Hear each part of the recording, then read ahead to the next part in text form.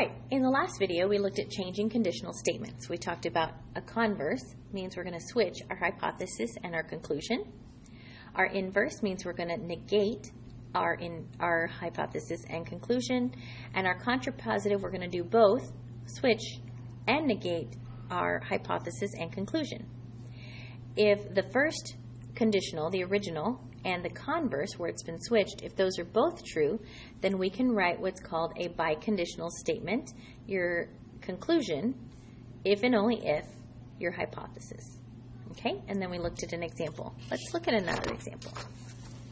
Okay, if points are in the same line, then they are collinear. What is the hypothesis? Remember, your hypothesis is everything between the word if and then, and can be written as a standalone statement.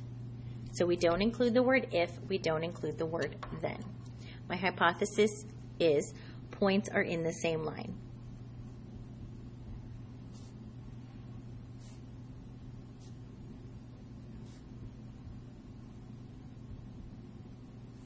Okay, what is the conclusion? Your conclusion is everything that comes after the word then, and we need to make sure we write it as a standalone sentence. So if I just write, they are collinear, we don't know what they are, right? So I need to know what is the subject of this sentence. The subject of this sentence is points. So points are collinear is my conclusion here.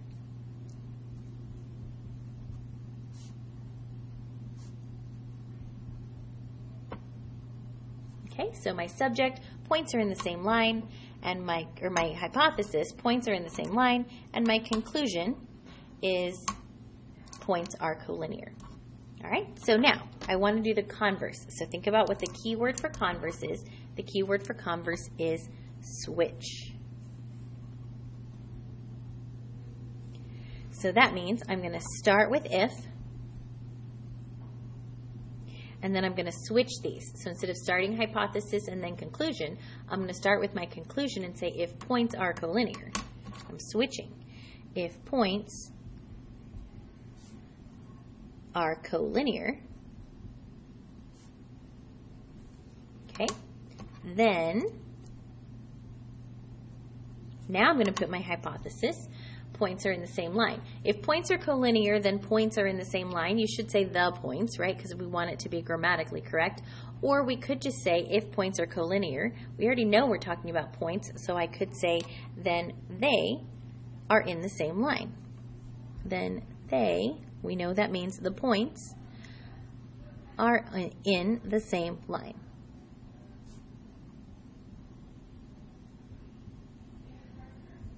Okay?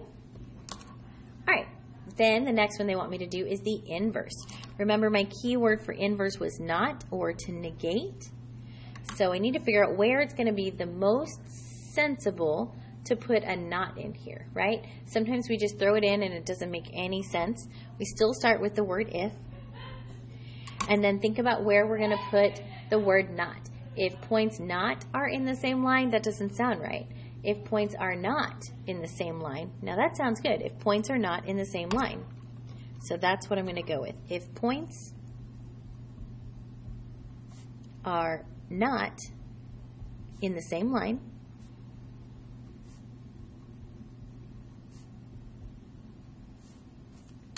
then I want to put a not somewhere in my they are collinear. So where does it make most sense? They not are collinear. That doesn't sound right. They are not collinear. That sounds right. Then they are not collinear.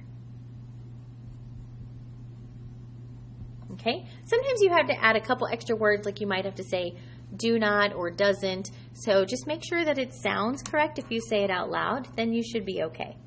All right? All right, the third one we're going to write is the contrapositive, and the key word for contrapositive is both. We're going to switch it and we're going to negate it. So it's kind of like we're taking the second one where we switched it, and then we're going to put the nots in there. Or you can say we're going to take this one and then we're going to switch it because they already have the nots in it, right? So I'm going to still start with if. But then I'm going to go with my conclusion, but not with they, with points, and I'm going to put my not in there. Points are not collinear. So if points are not collinear,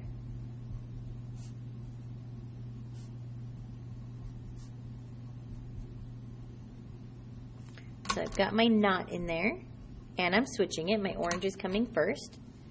Then,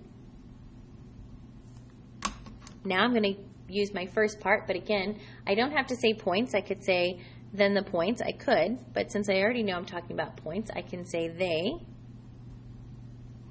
But I can't say they are in the same line. I have to put my not in there where it makes sense. They are not in the same line.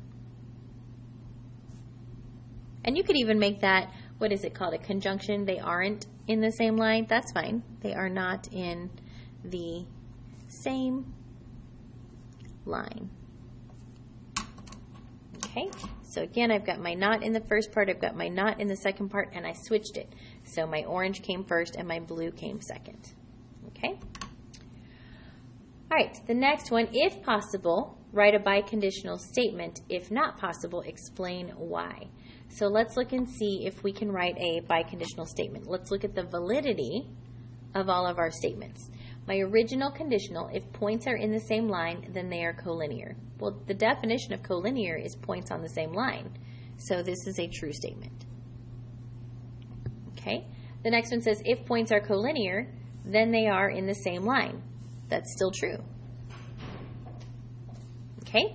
Then the next one, my inverse, if points are not in the same line, then they are not collinear. This is also true.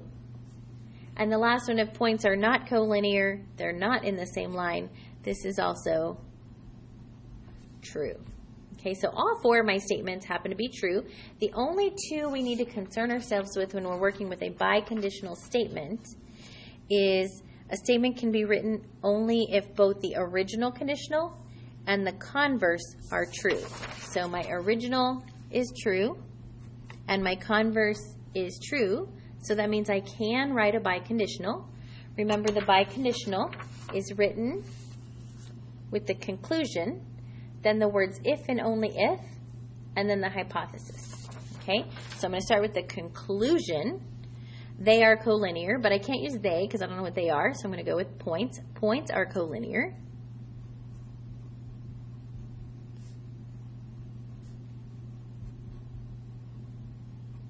If and only if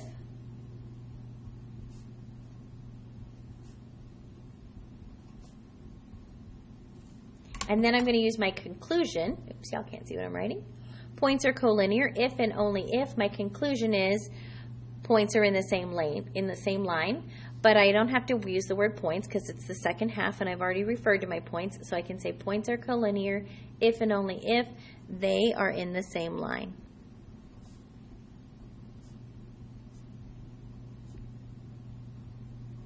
Can't reach that or fit that.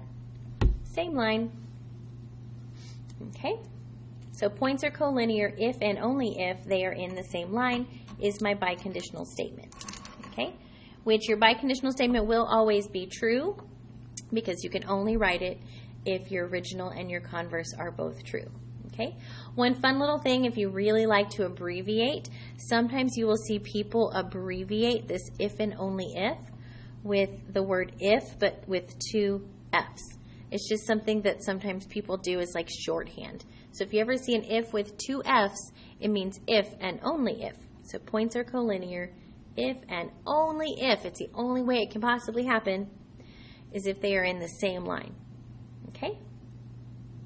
Now, the original conditional and your contrapositive, so the one we always get first and the one we usually write last with both, okay? So the original and the one that comes, we usually write it last. It has the keyword of both. So the original and the contrapositive, which has the keyword both, will always have the same validity. And then your inverse and your converse will always have the same validity. So the inverse, remember, is the one that has the not, and the converse is the one that uses switch. They'll always have the same validity. So remember, your validity is just, is it true or is it false? Yeah, that's all your validity means. Okay? So for example, there are different truth values you could have. Okay, so let's say my conditional statement was true.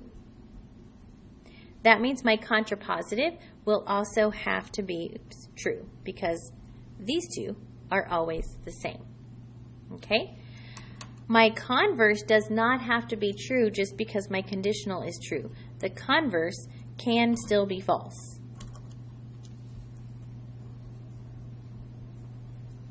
If the converse is false, the inverse will match it. It will also be false.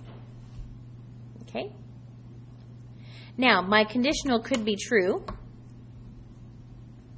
which means the contrapositive will be true. And then my converse and inverse could also both be true. So we saw this case with the one we had just done, right? My original was true, my converse was true, my inverse was true, my contrapositive was true. We saw this first example yesterday with this one, where we said my original is true, my converse is false, my inverse is false, my contrapositive was true. Okay? You could also start with a false conditional statement. If this conditional statement is false, then the contrapositive will also be false. But we could have true converse and inverse statements. Okay? And then there's also a rare occasion where your conditional is false, your contrapositive is false, and then your converse and your inverse are also both false. Okay? So that would be if angle A equals 32, then it's obtuse. Well, that's false, right? Even if you switch that, if angle A is obtuse, then angle A is 32. No, that's still false, right? So they'll all be false. If you start with a false conditional, you could have false, all of them false, or false, true, true, false. Okay? So those are the possible validities. Again, notice the top row and the bottom row always match your conditional, the original,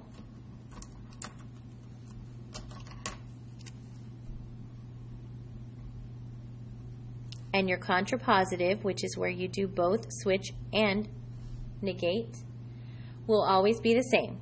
True, true, true, true, false, false, false, false. And then your inverse and your converse, which is converse is your switch and inverse is your not, will always match. False, false, true, true, true, true, false, false. Okay?